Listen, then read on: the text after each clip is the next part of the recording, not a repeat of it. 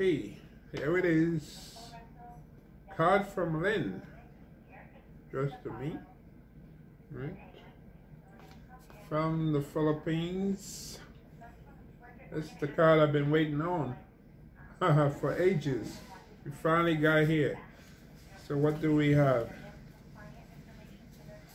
I thought I opened this in camera.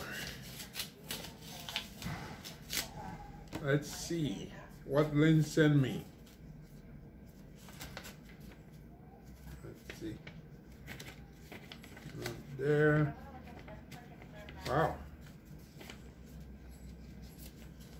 This card is stuck.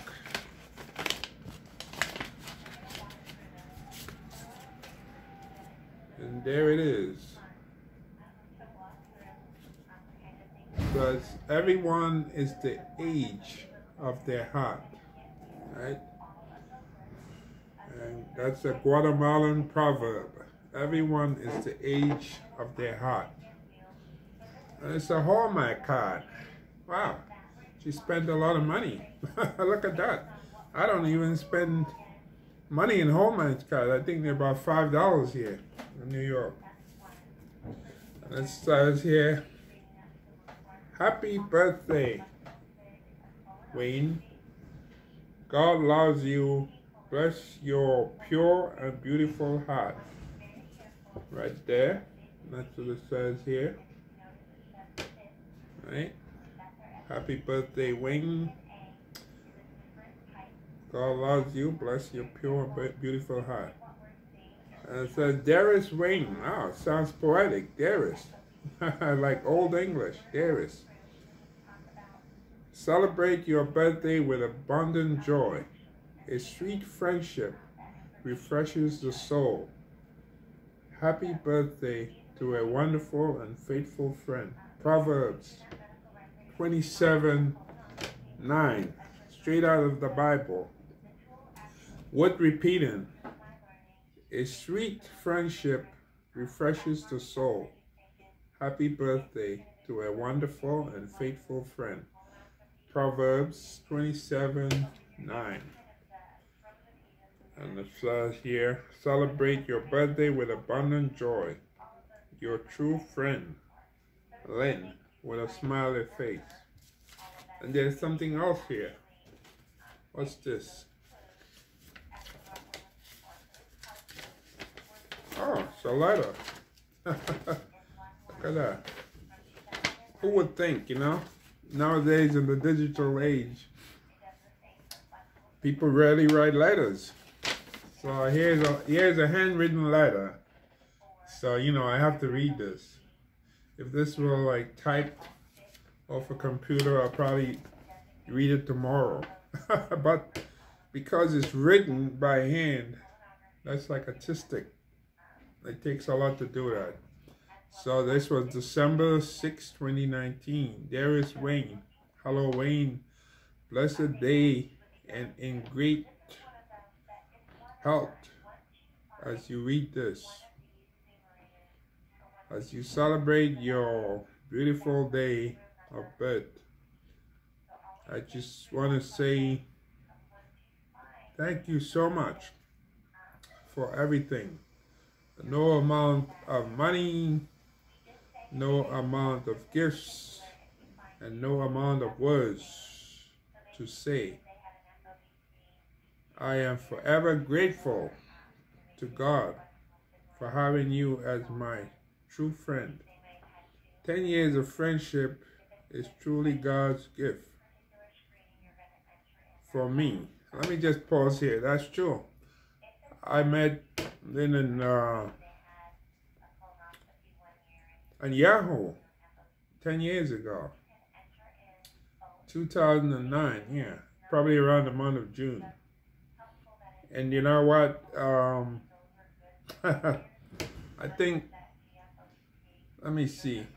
Back then, you know, you run into lots of Filipinos and you figure, oh, you know, you could just about say anything because they're not going to talk to you tomorrow, you know. They just come on, ask you, you know, how old you are. I think I give a phony age. Are you married? Are you this? Are you that? So I think I did that. I think I gave her 48 and something. But then she stuck around. So I said, wow, this is really a true friend. So anyway, let me continue. So 10 years of friendship is today's God's gift for me. Because every stage, or every step of the way, you were there for me. And you know me well. But on my part, I want to apologize to you for these moments I get annoyed and mad at you for just a weird, what's that? For just a weird, reasons. Maybe I'm not perfect. I have needs and impatience, and I'm really sorry for that bad behavior. But despite of that, thank you for being there. Thank you for being, and this is not, I guess this is not just a friend, alas, being an advisor to me in so many ways. Always remember, Wayne, I'm just chat and video call away. From the bottom of my heart, thank you, Wayne. Happy, healthy, and exceptional. Happy birthday. And down here it says, you may be getting older, but you're still looking young. yeah, right. God bless you more, Wayne. Your forever friend, Lynn. Well, that's very nice. Your forever friend, Lynn. You know, the written hand letter is, I guess, going the way of the dodo bird. People don't write letters anymore. You know, with the instant chat messenger. I guess people don't send telegrams anymore. You know, when I was young, I remember people get telegrams, and wow, back then you only send a few words. Well, people did, and it was very expensive to send a telegram. You know? Back then, Western Union used to send telegram. If you wanted to send a quick message, use the telegram, and it was special delivery, and somebody would come knock on your door, and they would have a short message for you. So instead of saying Y-O-U, you would say letter U. So because remember, every letter would cost money to send a telegram. And that was not that long ago. You know, that was not that long ago when people used to send telegrams. So ever since the instant messenger, that changed his life. And before the instant messenger, when we had email, people used to use that because that came before the instant messenger. Before you had the Yahoo and what's that other one? The one with that makes the noise like the bird. Yeah, before that. People would use the email, and you write back and forth. So I would send you a message, you send me a message. That was still better because it was less expensive than sending a telegram. Yeah. I remember years ago when I worked with the federal government, going back into around the mid-80s. That was the first time really that I started using the computer because I had to train on computers. And at that time, it was called telemail. There was no real email. We used to send out stuff like from headquarters. They would send information to us, to our computer. Well, not just our computer, but all around the country. They would send, and they would have these programs where you have to go out, like Infestation in California, and we read that. So it was the telemail. It wasn't any email. That's what it was called. I don't know if people were aware of that, but it was the federal government, and they called it telemail. Yeah, and this was in the days of the DOS system. You didn't have Windows back then. The DOS, like you had these black screens and computer, and when you boot up the computer, I remember in the office in the morning, it was like a lot of noise, like you starting a car engine on a cold day in winter, and it takes a while. Well, at least the old cars back then. The new cars, not so much now. I think the new cars, you could start them and pull up. But the old cars back then, if you go back to the 70s, 80s, you start a car, you better warm it up. You don't just start it and pull off like that. So that's how those computers were back then. And they were using the DOS system, the DOS. And as I said, it was called a telemail. So there was no email. But then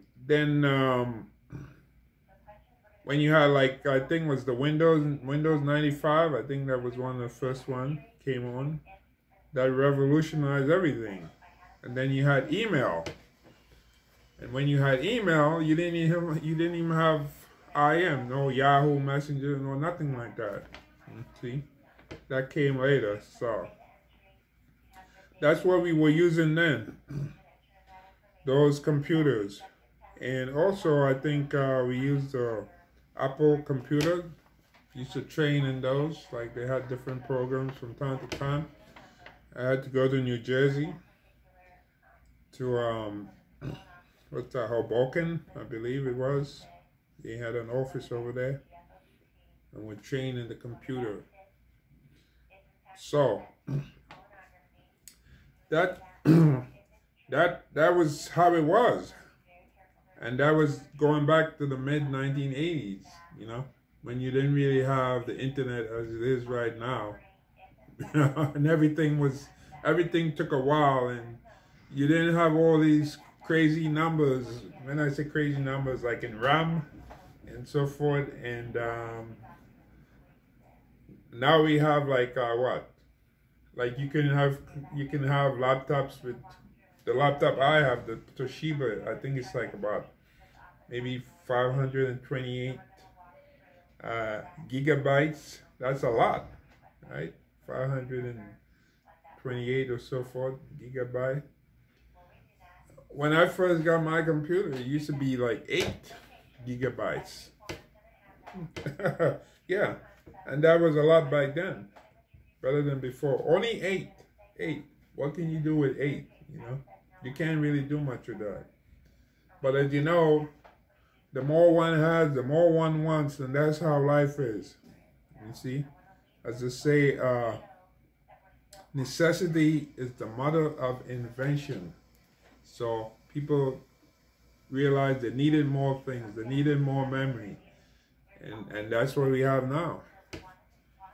Yeah, I just bought one of those external drives, and it has like about, what is it, 5 tetrabytes. That's a lot. The one I had before was only 1, and yet it was already full. And since I do the YouTube thing, I decided, you know what, I might as well put some of this stuff, some of these videos, instead of like deleting them. That's what I used to do after a while. Some of them I saved, running out of space, so I got one. Cost a little over $100.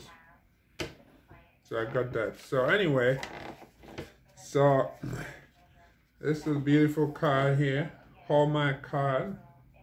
Yeah. And it says, everyone is the age of their heart. That's nice to read.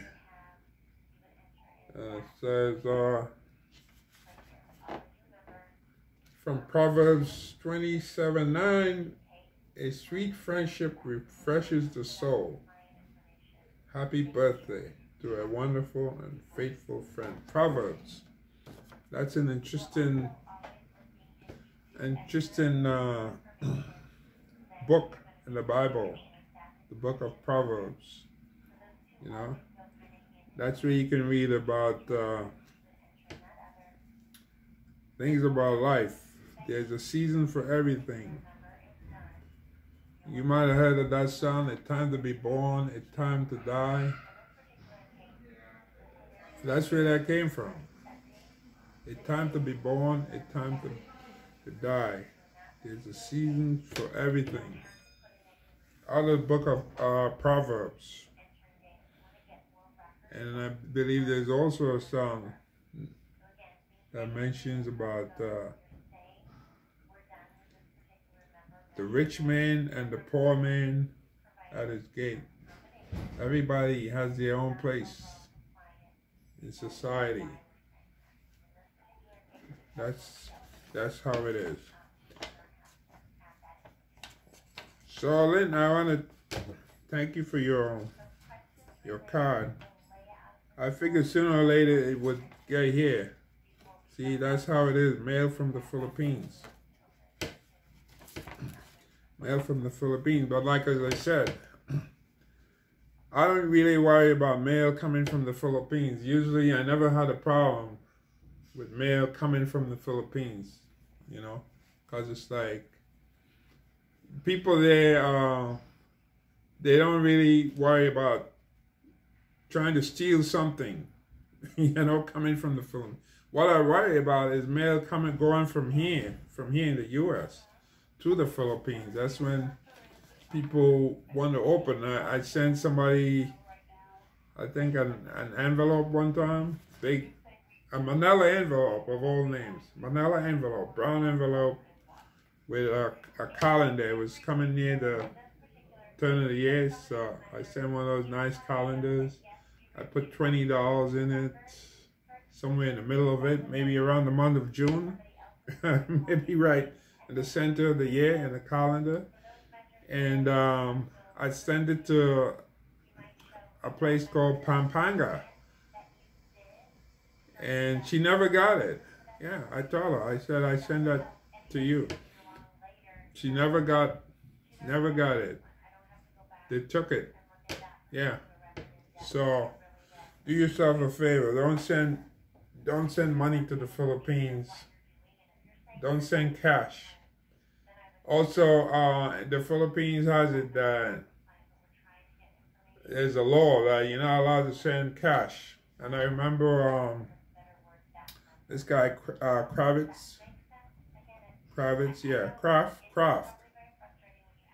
Kraft, that's his name. The guy in the Philippines who makes these videos, well, he and his wife went to the post office one time and they opened the mail, and his father sent his wife a card, and he mentioned the money that he put in there, and she was right there, and they had it in camera, and she opened it, and the money wasn't there. And they mentioned it to the people in the post office. And the first thing the people in the post, there were two men, the first thing they said is, you know, you're not allowed to put money in the mail to send to the Philippines.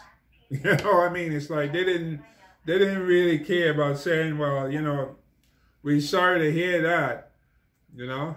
They were just like, you're not allowed to put money.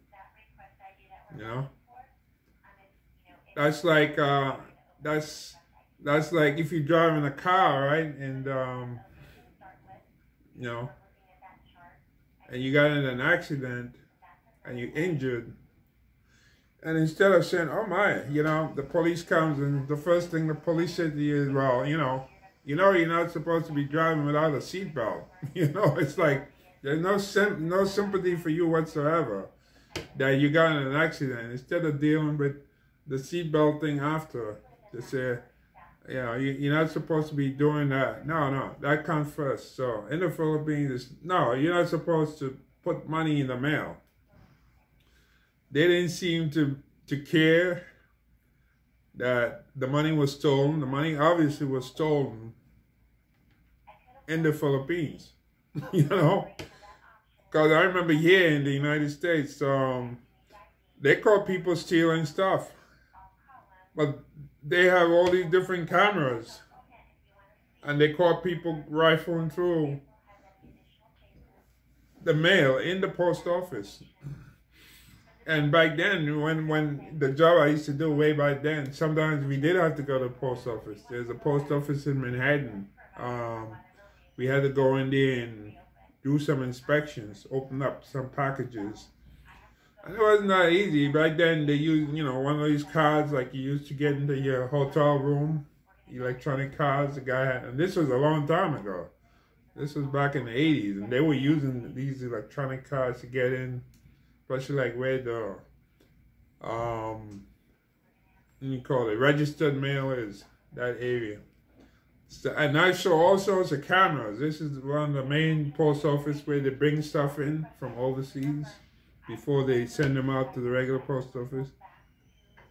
So they really have a system, you know, that's set up to prevent pilfering. It may not stop it, but if people do it, they tend to catch them anyway, at least here in the United States. But in the Philippines, I don't know what their setup is. And it's like whatever they're doing, it's not working. There used to be a website in the Philippine government website where you could write in complaints. This was going back like maybe over 10 years ago. And the two previous administrations, going back to Gloria, back then, GMA, Arroyo, and people would write in and they complained. And one of the biggest complaint was mail going through the Philippines.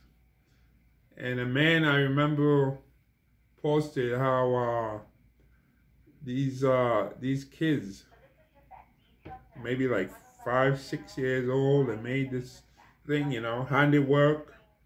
You know how kids are, they take time out to make something, they're proud, and they send it to their, I think they call it abuela, the grandmother.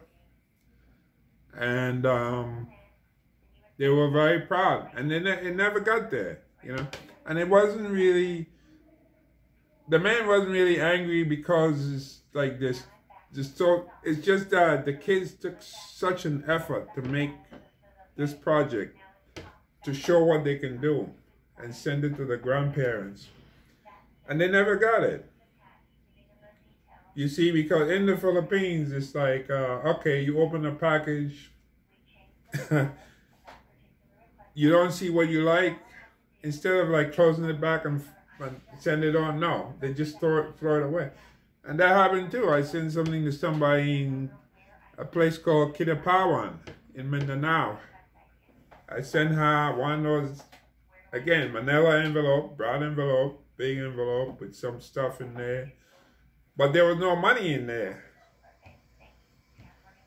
I learned my lesson by then. And she never got it. She never got the envelope because I asked her after a while, I said, did you get my envelope? And she said, what envelope? I said, yeah, I sent you an envelope and so forth. Brown envelope. Never. She never got that envelope. Never did.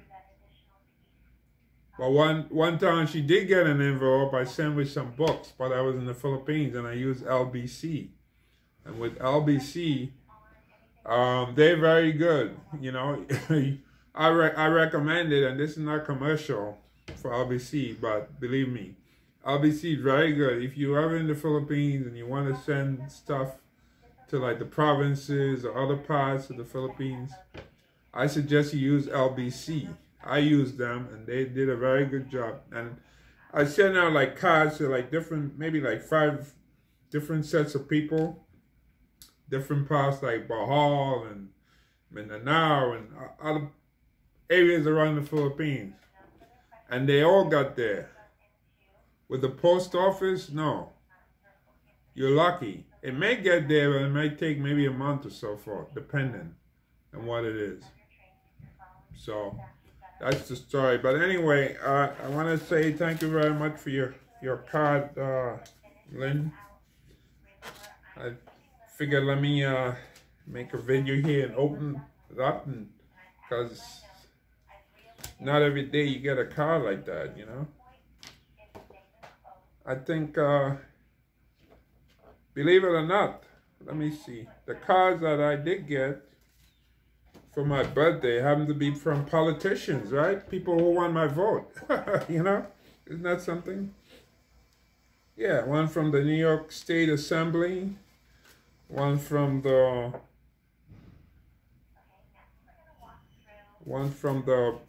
Brooklyn Borough President, which is Kings County Borough President. He sent me a card. I didn't get any from the congressman because Congress people got too many people in the district to be sending out cards, I guess. And none from my state senator. Yeah. So there's one that says, "Happy birthday to you." And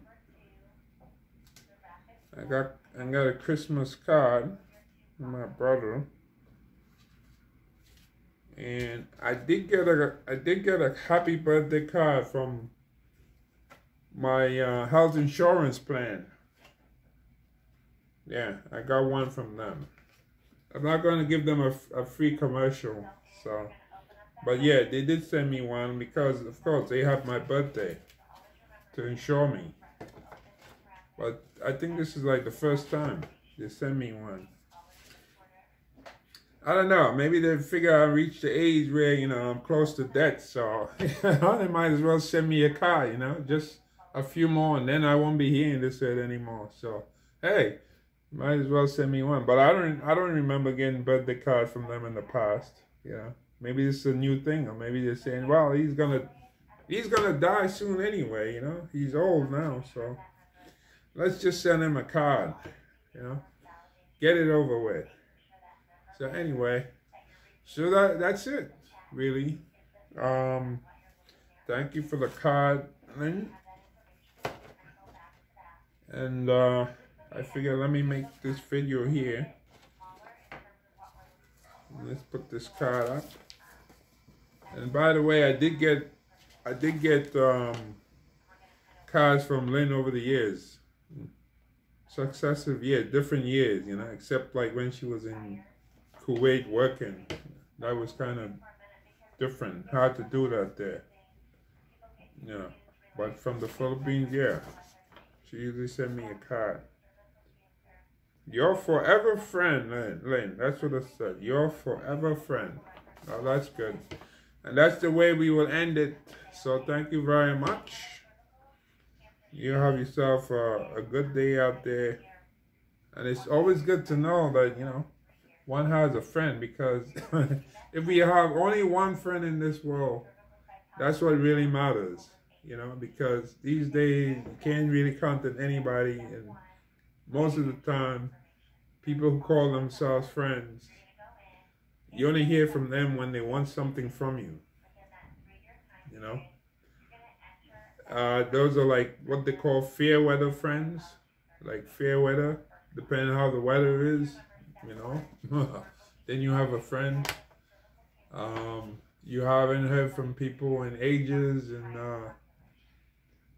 yeah, I have had that experience before. Certain people, even in family, you know. I'm not going to mention names, but you know, when you hear the person's voice, you haven't heard from them in like ages. So when you do hear them, then you know they're gonna ask you for something. That's what it really comes down to, and you get scared, you know. So you know what I usually do? Sometimes people like that, you know, I really don't answer my phone, and I let it go to the machine, and then I can assess, and then I can call them back. I always call them back, but like they catch you off guard, like, oh, you know, can I come stay by you for a while? I don't have a place. I'm looking for a place. I just want to stay the weekend or what have you. That kind of stuff, you know. They catch you off guard. What are you going to say? You're going to say no? So that's the way to do it, you know. You screen your calls. Take care.